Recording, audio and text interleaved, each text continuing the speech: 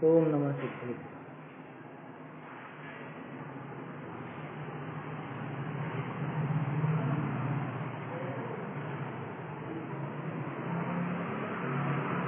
श्री जिन शासन गुरु नमो नाना विधि सुख का आत्महित उपदेश दें करें मंगलाचार करें मंगलाचार।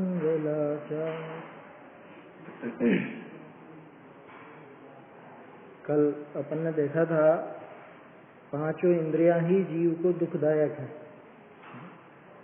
सामान्य कथन है, देखो कथन भी अपने को थोड़ा समझना चाहिए। इंद्रियां दुखदायक हैं क्या वास्तव में? इंद्रियों के जो विषय हैं वो दुखदायक है। चलो फिर और देखें, इंद्रियों के वो विषय दुखदायक हैं क्या? विषय तो अपने लिए भी वही और मुनिराज के लिए भी वही, तो विषय भी दुखदायक नहीं। वास्तव में इंद्रियों के उन विषयों की जो इच्छा है वो इच्छा दुखदायक है। तोडरमल जी ने इन सबका सार लेकर के अपने को बता रखा है कि वो जो इच्छा है, आशा है, वही आकुलता की जननी है, वही वास्तव में दुख का कारण है। न तो इंद्रियां दुख का कारण है, न ही वो विषय दुख के कारण है, क्योंकि विषय तो विषय है, इंद्रियां तो इंद्रियां हैं, पुद्गल है, उसमें से दुख कहां से निकला? आकुलता जो हमारा भाव है, हमारा स्वयं का परिणमन है, इच्छा रूप, आकुलता रूप, वो इच्छा ही उस आकुलता का कारण है, माने दुख का कारण है, ऐसा समझना चाहिए। तो कल अपन ने देखा था पांचों इंद्रियां जीव को दुखदायक हैं। देखो शॉर्ट में ऐसे ही कहा जाएगा, लेकिन इसका अर्थ अपने को समझ में आना चाहिए कि पांचों इंद्रियां दुखदायक है, माने पांचों इंद्रियों के विषय संबंधी जो इच्छाएं हैं वो इच्छाएं दुखदायक है। वो जो विषय भोग की इच्छा है वो इच्छा वास्तव में दुखदायक है, अन्य कुछ दुखदायक नहीं है ना। और लिख भी रखा, जिन्होंने अति आसक्त होकर एक एक इंद्रिय के विषय का भी सेवन किया वे भी तृप्त नहीं हुए, दुखी होकर मरण को प्राप्त हुए। तो जो पांचों इंद्रिय के विषयों की इच्छा रखता है, पांचों इंद्रिय के विषय भोग भोगना चाहता है, उसका क्या हाल होगा? जब एक एक इंद्रिय के विषय भोग, उनकी इच्छा, वो इतना दुखी कर सकते हैं, वो मरण तक पहुंचा सकते हैं, तो फिर यहाँ तो पांचों इंद्रियों के विषय भोगों की इच्छा पड़ी हुई है। चलिए आखिर में क्या देखा था? इसलिए तू विषयाभिलाषा छोड़कर सुख के कारणभूत वीतराग भाव को अंगीकार।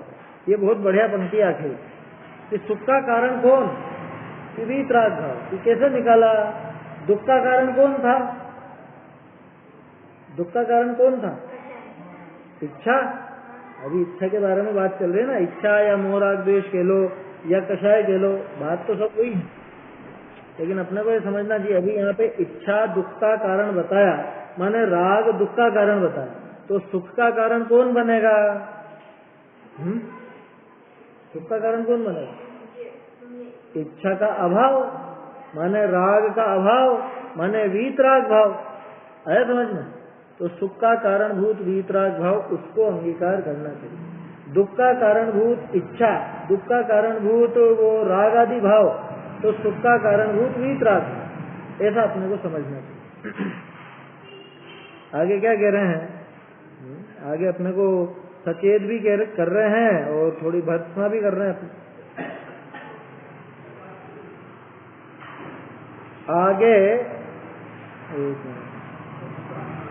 आगे कहे है कि संसार विषय परिभ्रमण करता ऐसे चारित्र आपके प्रत्यक्ष देखी, तो तू क्यों न वैराग को प्राप्त हुए है?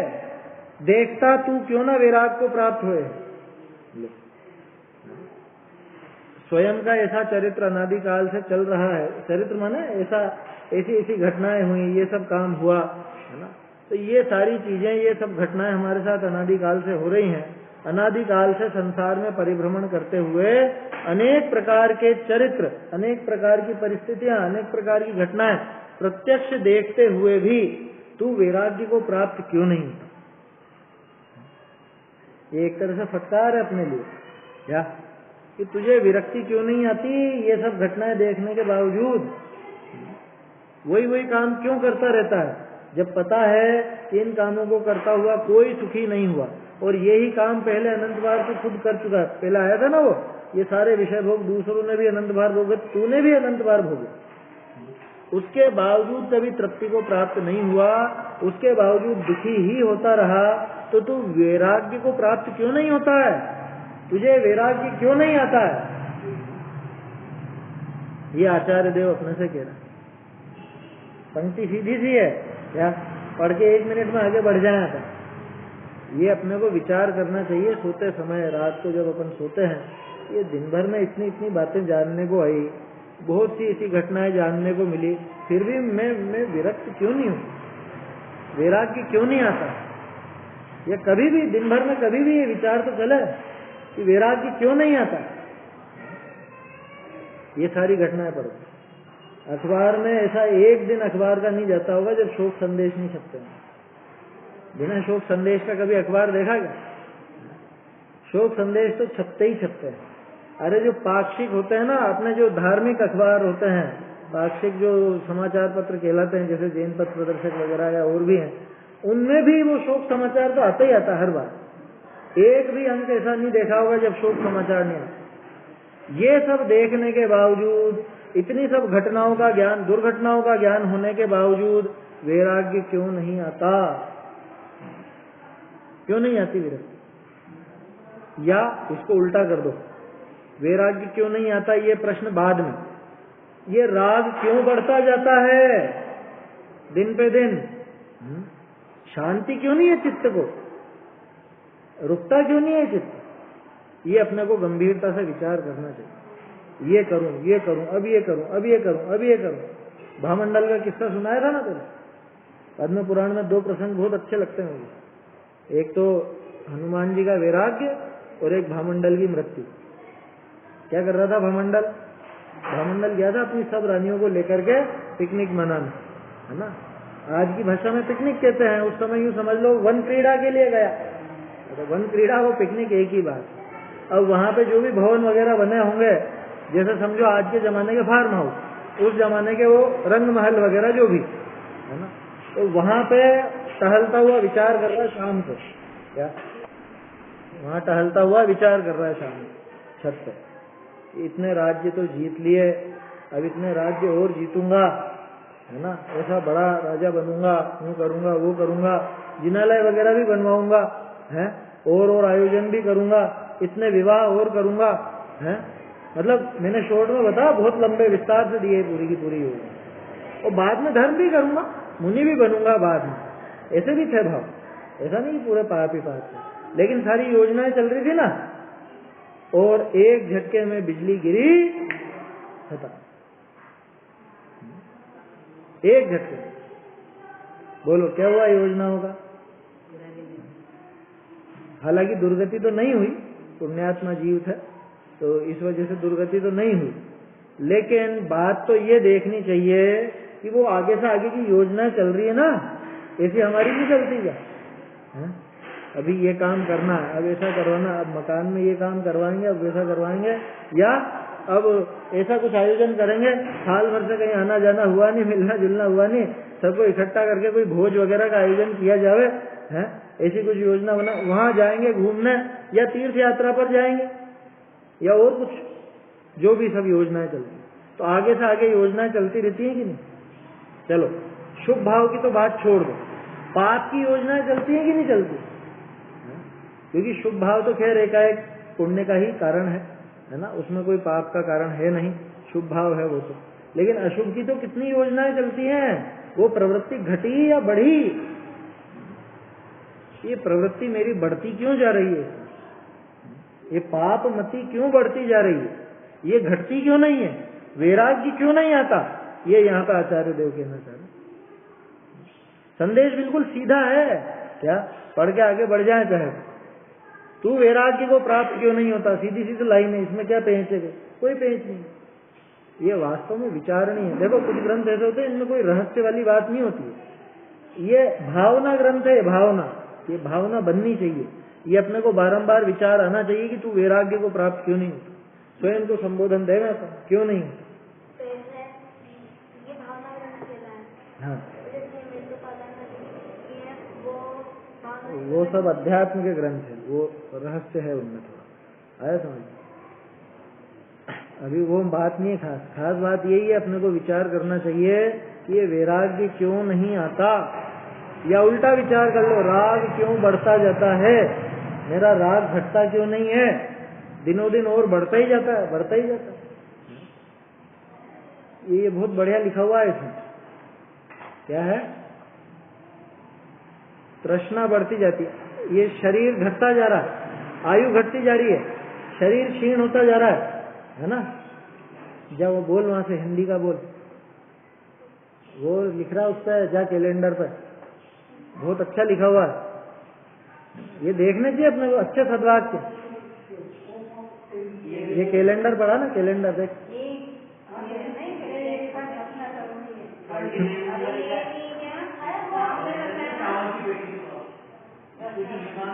हाँ हिंदी में पढ़।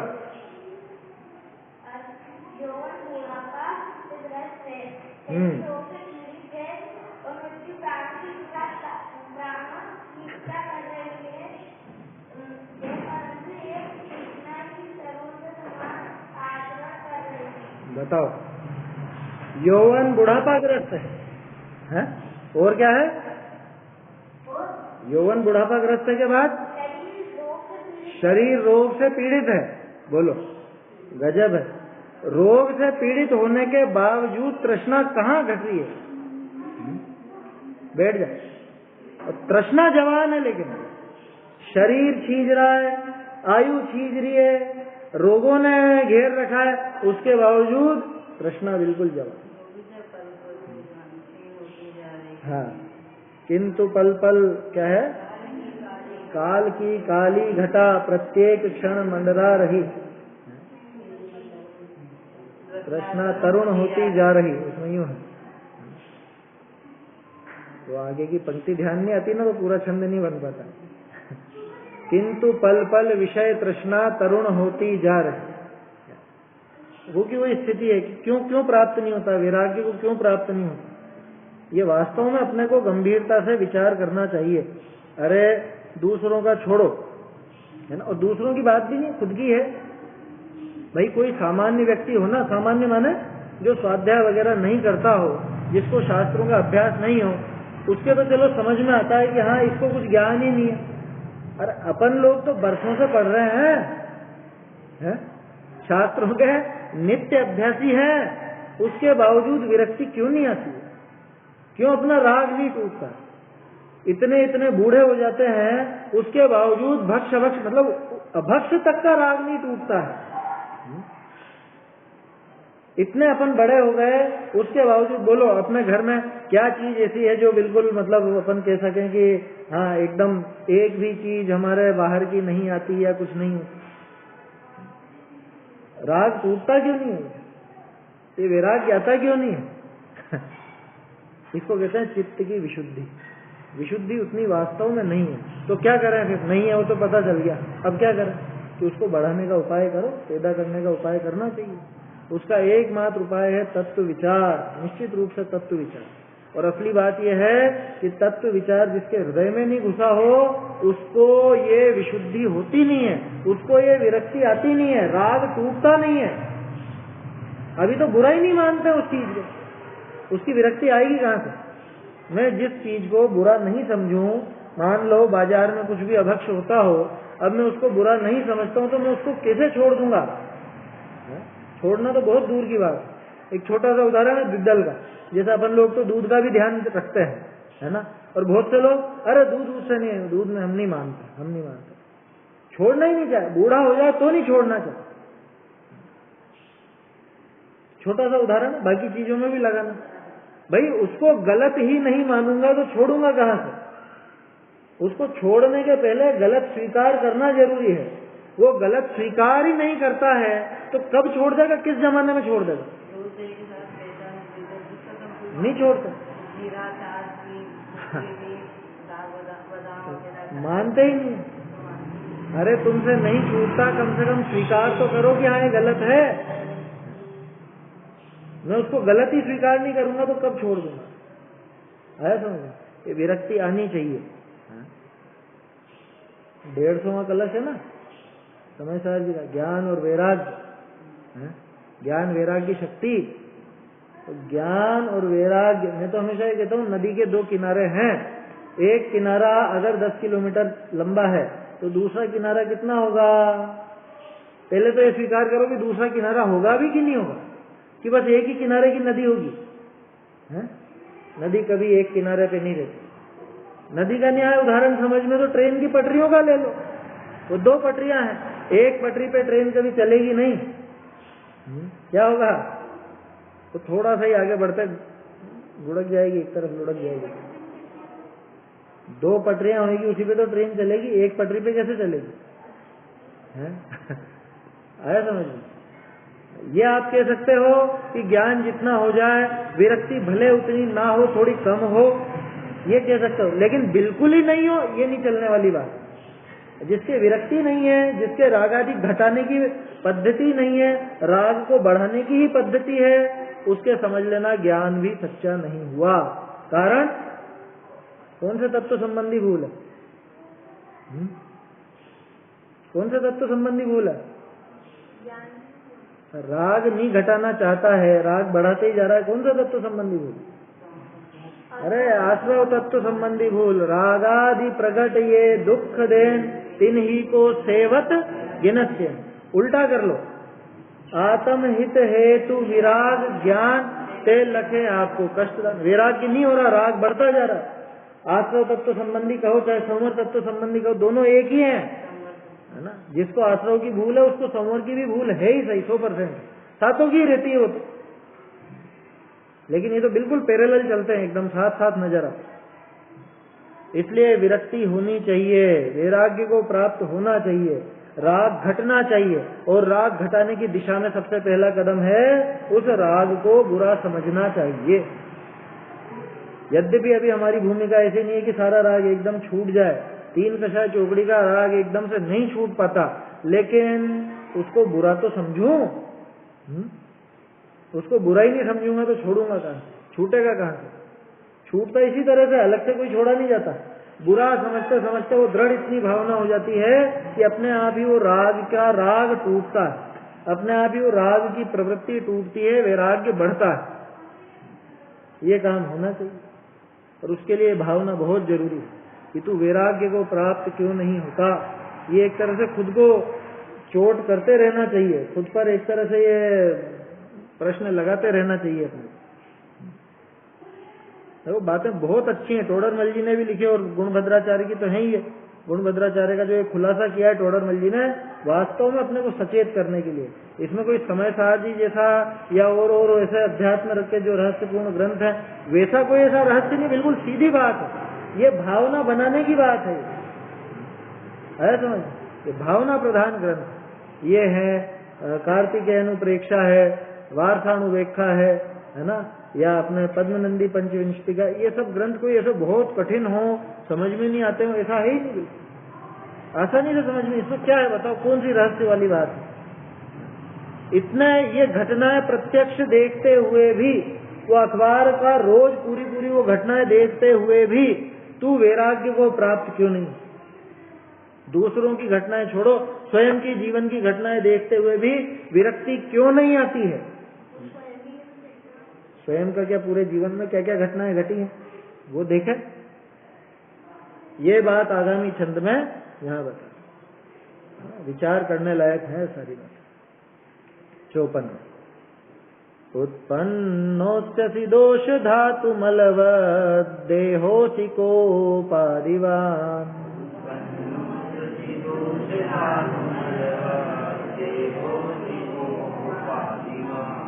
साधे व्याधिरसि प्रहीण चरितोऽस्यात्मनो वञ्चक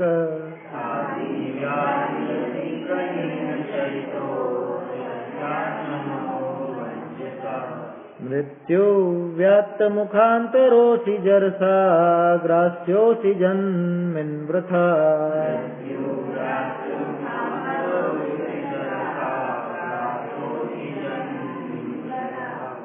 किं मत्तोऽस्यसि किं हितारिरहिते किं वासि बद्धस्पृह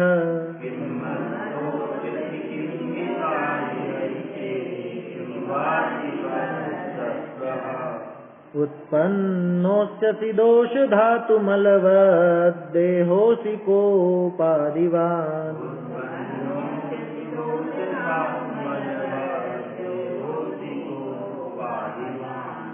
साधे व्याधिरसि प्रहीण चरितोऽस्यात्मनो वञ्चक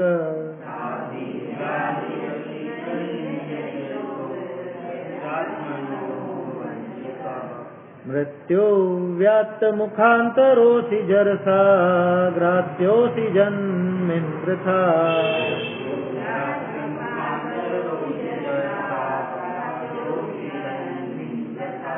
किं मत्तोऽस्यसि किं हितारिरहिते किं वासि बद्धस्पृह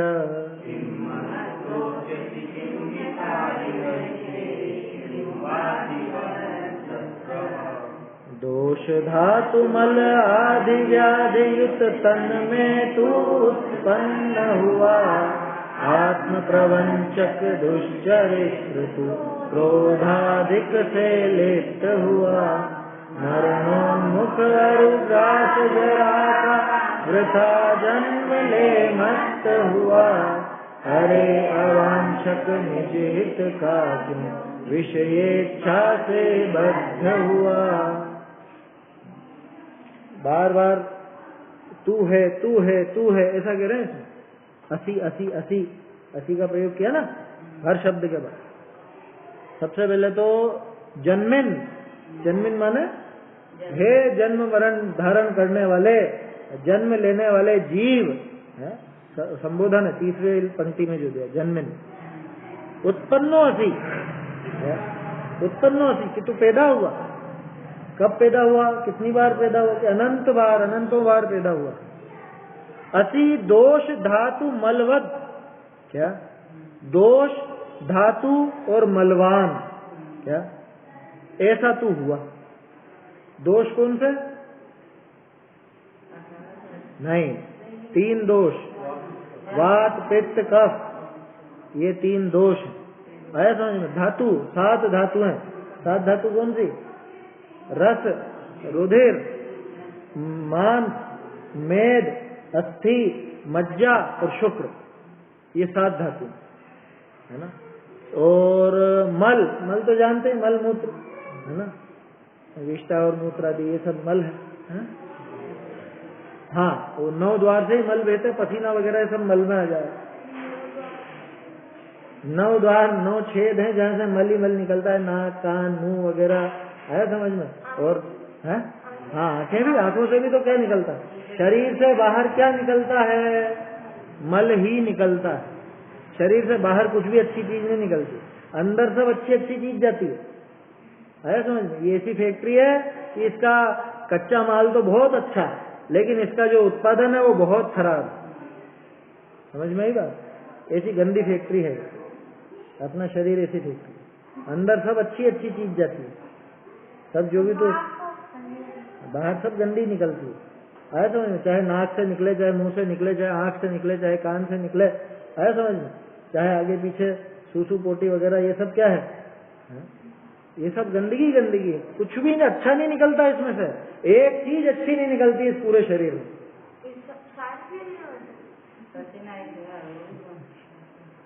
हाँ, सभी शरीरों में। वो बात नहीं करना है, उनके भी शरीर में तो यही सब है ना। खून ही तो है, भले सफेद है तो क्या हुआ। हाँ, मलमूत्र नहीं है तो क्या हुआ, बाकी चीजें तो है ना। धातुएं तो है ही सही, निर्धातु थोड़ी ना है वो शरीर। मल रहित है ये पक्की बात, पसीना नहीं है ना, मल मूत्र आदि नहीं है, वो सब। और दूसरा जो मल है वो नहीं है, लेकिन धातुएं तो हैं। देखो, तो ऐसा कौन कि ऐसा तू, ऐसा मलवान हुआ, दोषवान हुआ, धातुवान हुआ। देह तो बताइए, इस तरह के देह वाला तू हुआ। और कैसा? कोपादिवान, क्रोध मान माया लोभवान तू। साधी व्याधि असी, कैसा है? साधी व्याधि मतलब आधि और व्याधि सहित। आधि और व्याधि में क्या अंतर? आधि मानसिक रोग और व्याधि शारीरिक रोग। शरीर संबंधी जो भी बीमारियां होती हैं वो दोनों ही शरीर संबंधी है, लेकिन जैसे समझ लो चोट लगना या समझ लो बुखार आना या कुछ, ये सब है व्याधि, हार्ट अटैक वगैरह ये सब व्याधि। और टेंशन है या जो आकुलता है ये है आदि। तरह तरह के संकल्प विकल्प खड़े होना ये सब आदि। मानसिक रोगों को आदि कहा जाता है, शारीरिक रोगों को व्याधि कहा जाता है। तो बालबोध भाग 1 में आई हुई चीज है। शुद्धतम है मेरा नाम, है ना। आदि व्याधि का नाम नहीं है, खांसी और जुकाम नहीं है, सत शिव सुंदर मेरा धाम। आदि में है। देखो तो साधी व्याधि रसी कि तो आदि और व्याधि सहित है। और कैसा है? प्रहीण चरितो असी, एकदम हीन चरित्र वाला है। आज तक क्या बड़ा काम कर लिया है? निकृष्ट चरित्र वाला बड़ा काम तो क्या किया आज तक? हम खुद को बहुत ऊंचा समझने लग जाता है, हमने ये किया ये किया, ये पढ़ाई करी और ऐसा धंधा किया या ऐसी नौकरी की या जो भी काम किया। अरे भैया ये सब तो यहीं रह जाता है। ऐसा कौन सा काम कर लिया जिससे मैं सुखी हो जाऊं, जिससे सुख मिल जाए? ऐसा कौन सा काम आज तक कर लिया? एक कषाय तो कम हुई नहीं, अनंतानुबंधी तक तो गई नहीं, या उधर से बात करो तो मिथ्यात्व का नाश तो हुआ नहीं। तो कौन सा बड़ा काम कर लिया? प्रहीण चरित्र है, बिल्कुल प्रहीण चरित्र, निकृष्ट चरित्र वाला जी। और क्या कह रहे हैं? असी आत्मनो वंचक। क्या आत्मना वंचक यानी आत्मा का वंचक। कौन सी आत्मा का?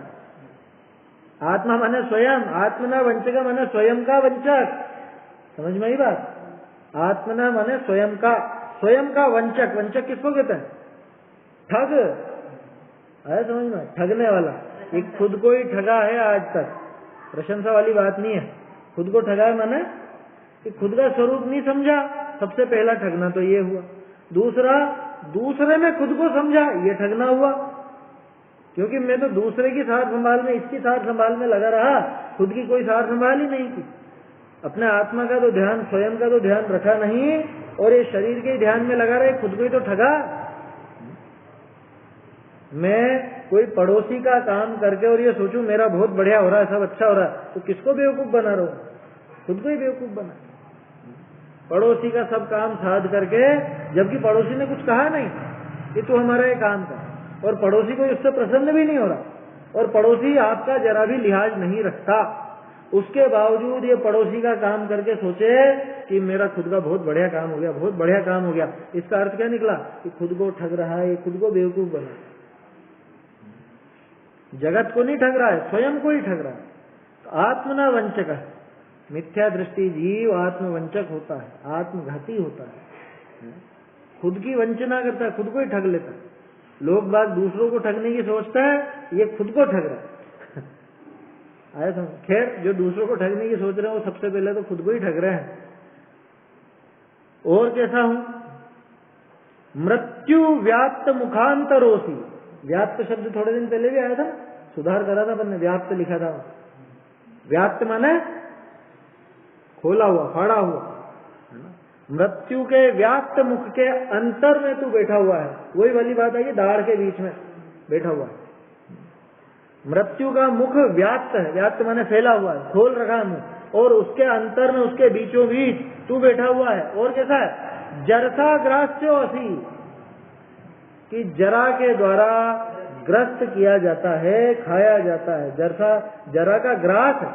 जरा किसको बोलते हैं? बुढ़ापे को भी बोलते हैं, और कहीं कहीं पर रोगों को भी बोलते हैं। बुढ़ापा अपने आप में एक रोग है, ऐसा समझ में? बुढ़ापा खुद भी रोग की श्रेणी में आता है। तो जरा, वैसे बुढ़ापे को ही ज्यादा कहा जाता है, कहीं कहीं पर उसका बीमारी के रूप में भी प्रयोग मिलता है। तो जरा से, जरा का ग्रास है। बोलो कौन है ऐसा जिसको बुढ़ापा नहीं आएगा? नहीं होते हैं, कुछ लोग होते हैं जिनको बुढ़ापा नहीं आता। कौन होते हैं? कि जो जवानी में मर जाते हैं, बस वही होते हैं, है समझ में? तो वो कोई जवाब नहीं। वास्तव में तो वो बुढ़ापे से, जरा से ग्रस्त होता ही होता है। जरा का अर्थ अकेला बुढ़ापा नहीं होता। जरा शब्द, जर्जर शब्द है ना, जर्जर जरा से ही बना। तो वो चाहे जवानी में मर रहा हो तो भी वो जर्जर होके ही तो मरा है। तो जरा तो वहां भी है। बुढ़ापा रूप जरा ना हो, शरीर को क्षीण करने वाली जरा तो वहां भी है। जरसा ग्रास्यो असी, हे जन्मिन, हे जन्मधारी, यानी यहाँ जन्म मरण करने वाले जीव, वृथा है कि तू व्यर्थ ही, किम मत तो असी, कि तू किस बात में फूला हुआ है, किस बात का घमंड है तुझे, काय का मद चढ़ा हुआ है, वृथा किम मत तो असी, असी असी, वृथा किम मत तो असी, फिर ठीक है, अगले के लिए लगेगा असी, किम हितारिह, हितारी रहते नहीं है वो, हितारिह अहिते, क्या वो विसर्ग और अ मिलकर र बन गया, हितारी रहते हो गए। हितारी कि क्या तू अपने हित का दुश्मन है, हित का अरि है, अरि माने दुश्मन, कि अपने भले का ही दुश्मन है क्या, खुद का नाश करने वाला, खुद का हित का दुश्मन है क्या। जैसे क्या बोलते हैं, कोई बच्चा ज्यादा शैतान हो ना, ज्यादा मस्ती करता हो, दंडी नहीं, उसको ऐसे ही शब्द कुछ कहा जाता है, अपने घर का बेरी समझ लो या कुछ भी ऐसा ही है, अपने भला नहीं चाहता, खुद के भले का ही दुश्मन है, भले का ही दुश्मन है खुद, ऐसा हितारी। और अहिते किम वासी बद्धस्त्र, और क्या तूने अहित के साथ कोई कॉन्ट्रैक्ट कर रखा है क्या, उसके साथ कोई तेरी स्प्रहा बंधी हुई है अहित के साथ। प्रयोग देखो क्या, किम हितारी अहिते किम बद्धस्त्र, या तो तू अपने हित का ही शत्रु है, अपने भले का ही शत्रु है, या फिर तूने अहित के साथ कोई कॉन्ट्रैक्ट कर रखा है, अहित के साथ स्प्रहा कर रखी है क्या। बद्धस्त्र यानी स्प्रहा किसको बोलते हैं, अरे स्प्रहा एक तो इच्छा को बोलते हैं, स्प्रहा कंपटीशन को भी बोलते हैं, आया समझ में, स्प्रहा कंपटीशन को बोलते हैं ना। तो क्या तूने एक स्पर्धा कर रखी है क्या इससे, अहित से, कि देखे मैं खुद का नुकसान कितना ज्यादा कर सकता हूँ। समझ में आई बात, कि कोई कॉन्ट्रैक्ट है तेरा या कोई कंपटीशन है उससे, है अहित से, अपने खुद के ही अहित से खुद का नुकसान करता है, ऐसी हालत है अपनी। आचार्य देव तो वास्तव में चेता रहे कि भैया ऐसी ऐसी दशा है, ये सारा ऊपर से बताया 3 पंक्तियों में, तो है बार बार उत्पन्न होता है, मरता है, जरा से ग्रस्त है, और दोष सहित है, मल सहित है, क्या क्या बताया, कोपादिवान, आदि व्याधि सहित है, खुद को ठगने वाला है, मृत्यु के बीच में बैठा हुआ है, जरा से ग्रस्त है, फिर किस बात का घमंड है, किस बात से मत हो रहा है। वो जो 8 मद है ना, 8 मद पर ये एक बार ये लगा करके देखो तो सब फेल हो जाता। रूप मद है, अरे मेरा रूप, इकाई का रूप, ये शादी व्याधि है, ये सब बता रखा है, धातु मल ये सब भरे हुए हैं उसमें, किस बात का रूप का घमंड है, क्या क्या भरा इस देह में है ना। तो ये जो अशुचि शरीर है, इसको देख करके क्या तुझे रूप का मद होता है, बल का मद, कि जरा से ग्रस्त है, अभी 2 मिनट में सारा बल क्षीण हो जाए। वो हाथ फैला के ऐसे ऐसे गया था वो पहलवान, कौन सा था, गामा पहलवान, कि एक मक्खी भी नहीं उड़ा सका। सिकंदर तो हाथ यूं फैला के गए ही सही, गामा का भी आता है ऐसे, गामा भी क्योंकि हिला नहीं पाया, मक्खी बैठी हुई नाक पे, मक्खी तक नहीं उड़ा पाया। जगत को ये संदेश देने के लिए कि कोई बल टिकता नहीं है, बुढ़ापे से सब ग्रस्त होते हैं, सभी ऐसे दुखी होते हैं। सिकंदर ने तो अर्थी से बाहर निकलवाया था ऐसे हाथ को, एक और कुछ करवाया था उसने। हाँ, संपत्ति भी पीछे पीछे की दिखाओ ये सबको, कि कुछ भी नहीं जाती है साथ में, सब यहीं रह जाएगी, इसको जला दिया जाए। ये 2 काम करवाए थे सिकंदर ने। और गामा भी ऐसे ही हाथ पूरे ऐसे फैला के, मतलब यूं लटकाए हुए, ऐसे लटकाए कि कुछ नहीं कर सकता। तो किस बात का मद, जाति का, कुल का, या किसका, किस बात का। यहाँ कह रहे हैं उत्पन्न होता है तू बार बार, कोपादिवान है, ज्ञान, किस बात का ज्ञान का घमंड कर, कोपादिवान। कहने का अर्थ यह है कि जब इतनी सारी विपरीतता है, इतनी सारी विपरीतताएं होने पर किस बात का घमंड है, किस बात का मद चढ़ा हुआ है, विरक्त क्यों नहीं होता। यूं कहना चाह रहा था, विरक्ति क्यों नहीं आती थी, कि अपने हित का दुश्मन है, खुद का ही जानी दुश्मन है, कि अहित के साथ कोई कंपटीशन लगा रखा है, अहित के साथ तेरी स्पृहा बंधी हुई है, क्या बात है। यहाँ ये आचार्य देव अपने को समझाते। हो गया ना छंद? तो देखो अर्थ पढ़ते हैं इसका।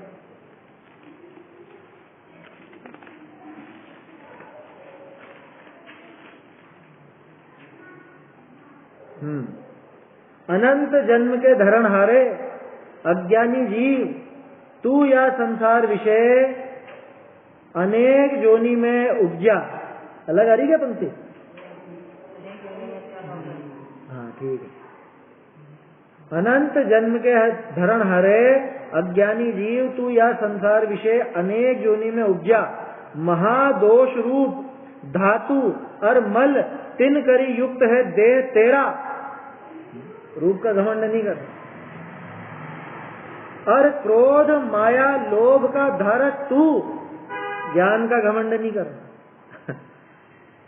मन की चिंता और तन की व्याधि तन करी, एक मिनट क्या है, तिन करी पीड़ित है ना।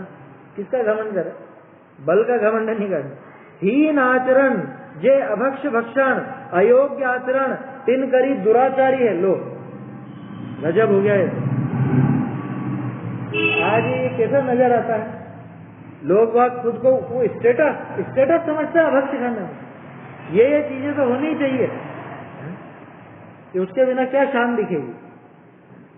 समाज का जीवन दिया है, वहां न्योता दिया है, तो इतना आइटम तो बनने ही चाहिए। और ये चीज अभक्ष तो है, लेकिन ये तो आजकल का एक परिपाटी है, साफ पैटर्न है, ये तो बनाना ही पड़ेगा। क्या ये दिखावा तो करना ही पड़ेगा। क्या कह रहे हैं, उसमें घमंड करता है, इतना हीन आचरण वाला होकर घमंड करता है।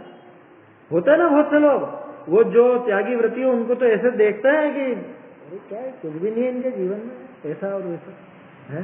हीन दृष्टि से, हे दृष्टि से देखते हो, जबकि आचरण खुद का हीन है। हीन आचरण वाले वो पता नहीं किस घमंड में फूले फिरते हैं कि तेरा आचरण इतना गंदा, तू अभक्ष भक्षण करता है, तू अयोग्य आचरण करता है, और इतना घमंड किस बात का है।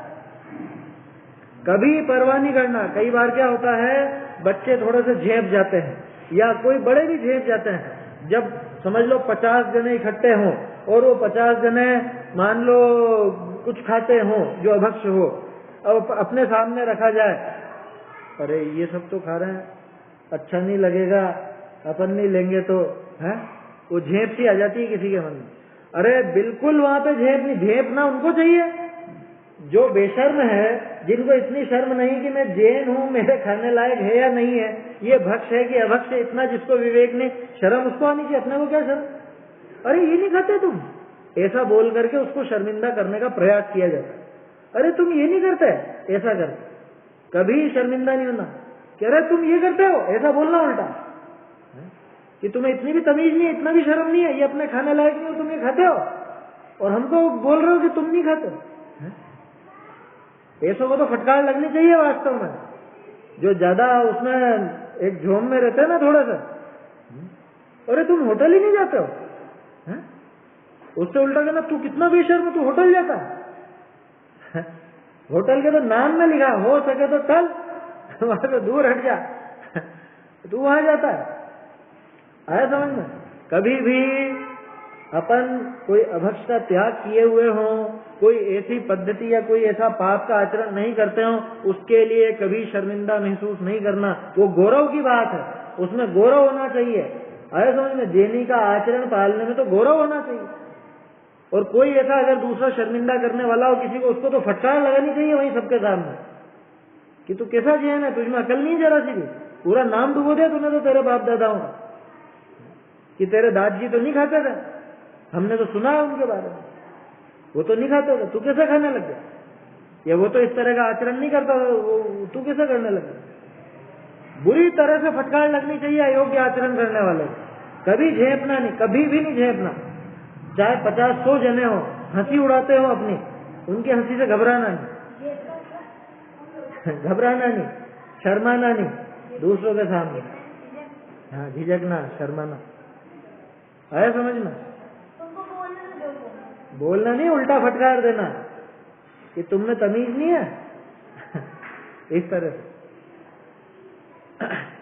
क्या कह रहे हैं? हीन आचरण जे अभक्ष भक्षण अयोग्य आचरण तिन करी दुराचारी है। अभी देखें किसी को दुराचारी कह दो, अरे हम कोई दुराचारी है क्या? हमने कौन सी चोरी करी, डाका डाला, किसी की इज्जत लूटी, क्या करा हमने जो दुराचारी कह रहा हो? अरे भैया जैनी होकर के तू जैन के लायक आचरण नहीं है तेरा, क्या कहे? ये क्या सदाचार है क्या? बाजार में वो वहां पे ठेलों पर खड़े होकर के खाना, और ये जो क्या चलते हैं आजकल इनके फास्ट फूड के सब क्या क्या नाम चलते हैं, अरे चुप रहे, वो नहीं कह रहा हूँ, दुकानों की बात कर रहा हूँ। उन दुकानों पर जाकर के और वहां पे खड़े रहते हैं बिल्कुल मंगतों की तरह अपने जैनी बच्चे बच्ची हैं। बाजार के कचौरी समोसे पोहे वहां ठेलों पर खड़े होके खा रहे, शर्म नहीं आती जरा सी? बहुत लोग हैं तो बिल्कुल वहां पे उनको तो शर्मिंदा कर देना चाहिए दूसरों के सामने। ये क्या काम करता? अगर मिलने वाला हो तो व्यर्थ में तो किसी से बात करने की आवश्यकता नहीं, लेकिन अपना मिलने वाला हो और थोड़ा सा प्रेम से समझाओ, समझ जाए, ऐसा हो तो। अगर कोई उल्टा अपने को शर्मिंदा करने की कोशिश करे तो बिल्कुल शर्मिंदा नहीं होना। अपन गलत काम नहीं कर रहे, गलत काम वो कर रहा है, दुराचारी वो है, सदाचरण का विरुद्ध काम कर रहा है वो दुराचारी। दृढ़ता रखनी चाहिए इसमें, ऐसा नहीं कि ओ ठीक है चलें दो ठीक है ठीक। अरे तुमने वहां जैन धर्म की प्रभावना क्या करी फिर? प्रभावना और कैसे होती है? जुलूस निकाल के थोड़ी ना होती है कोई प्रभावना आचरण से होती है। मुनिराज कुछ भी नहीं कर रहे हैं, चुपचाप बैठे हो तो वो हजारों करोड़ों श्रावकों से ज्यादा प्रभावना कर लेते हैं कोरे ऐसे बैठ कर, इतने मात्र। कहा ना वहां पर पुरुषार्थ सिद्धि उपाय क्या कहा प्रभावना के लिए? आत्मा प्रभाव नियम रत्नत्रय तेजसा सततमेव। आत्मा प्रभाव नहीं कहा, दूसरे को प्रभावना नहीं कर।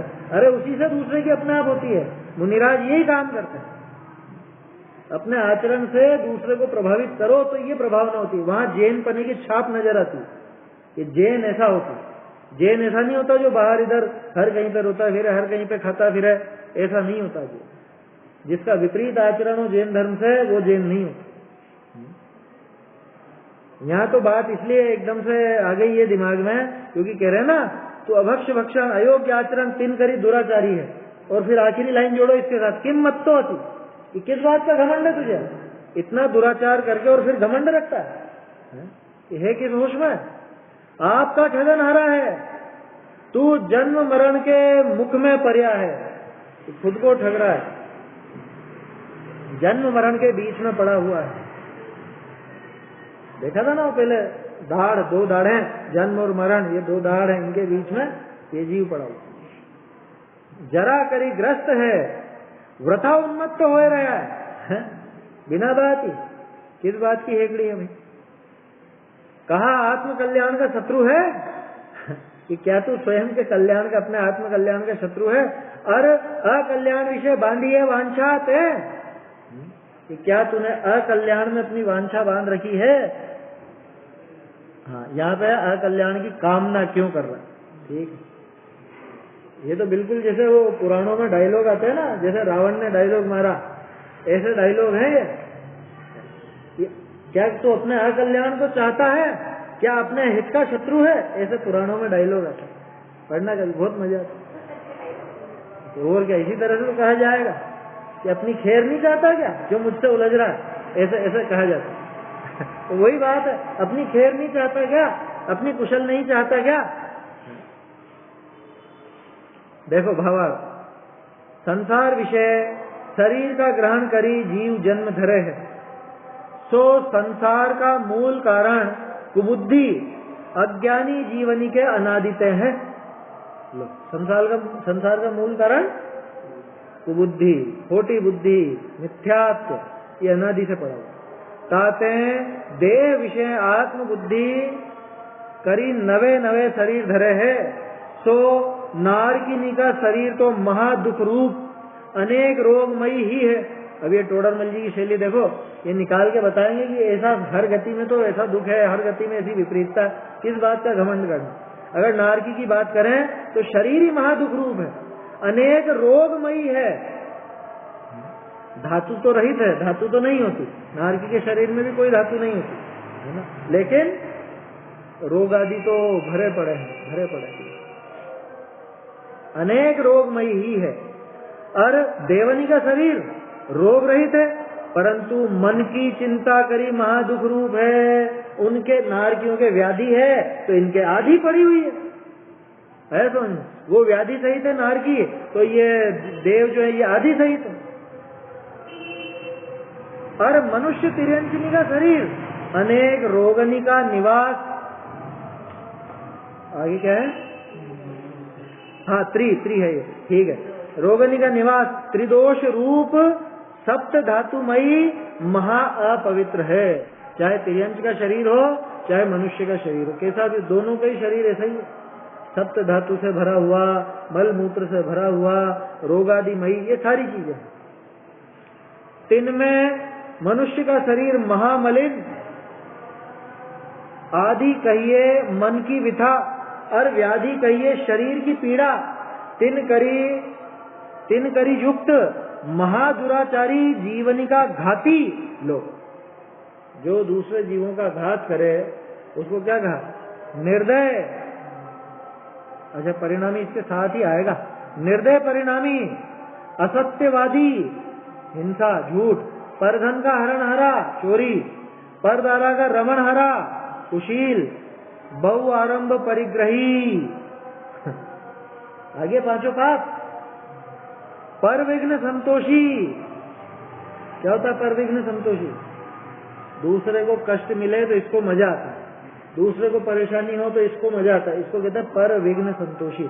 दूसरे को विघ्न करके संतोष मिलता है, क्या हुआ? हाँ, तो विघ्न संतोषी भी वास्तव में पर विघ्न संतोषी है, क्योंकि किसके विघ्न में संतोष है उसको पर विघ्न संतोषी। चाहो तो जोड़ लो, वैसे जरूरत नहीं है, विघ्न संतोषी का अर्थ ही पर विघ्न संतोषी होता है। पर विघ्न संतोषी, ऐसे देहते कहा नेह करे, ऐसे शरीर से तू क्या नेह करता है, स्नेह करता है। तू क्रोध मान माया लोभ के योग ते महा अविवेकी, अपना बुरा आप करे है, अपना बुरा खुद ही करता है, महा अविवेकी। क्यों? कि क्रोध मान माया लोभ से भरा हुआ है। आत्मघाती, आपको आप ठगे है।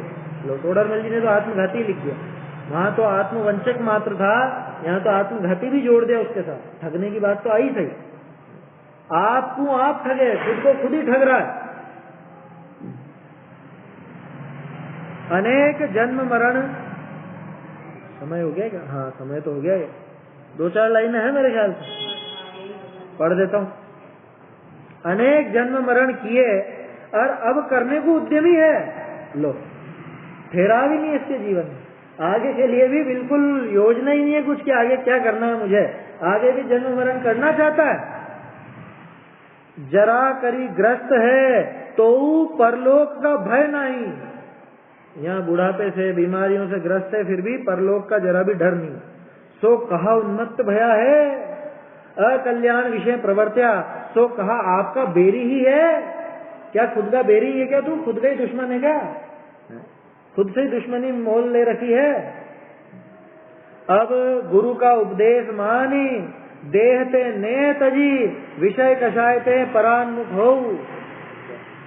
गुरुओं का उपदेश तो यही है भैया, ये मानो, देहते ने तजी, ये सबसे पहले शरीर का स्नेह छोड़ो, शरीर का स्नेह घटाओ, पूरी तरह नहीं छूटे तो घटाओ तो सही, घटना चाहिए। विषय कषायते परान्मुख हो, ये विषय भोगों से परान्मुख होना चाहिए, है ना। सीमितता में तो ले ही आवे, क्योंकि पूरी तरह से छूटना तो तब होता है जब मुनि दशा आवे।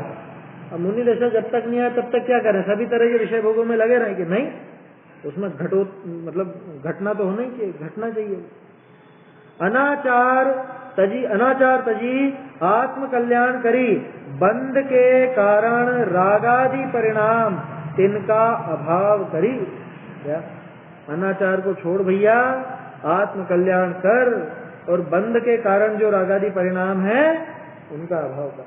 ये तो हर छंद में कह रहे हैं बात। वो राग द्वेष आदि है, वो बंध के कारण है, वो दुख के कारण है। और वीतराग भाव ही एकमात्र सुख का कारण है। इसलिए विरक्ति तो आनी ही चाहिए, राग आदि तो घटने ही चाहिए। यह आचार्य का उपदेश है कि भैया रागादि भाव घटाओ। अगला छंद फिर कल देखेंगे।